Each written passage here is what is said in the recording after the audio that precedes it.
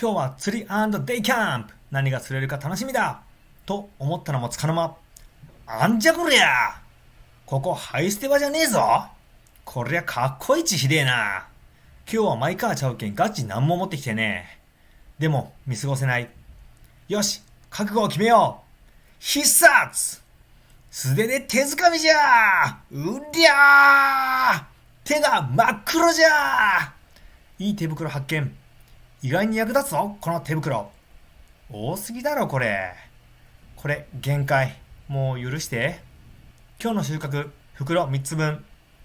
公園でバーベキューや焚き火を楽しんだら、燃えかすは必ず持ち帰るようにしましょう。さあ、釣りしよう。終わり。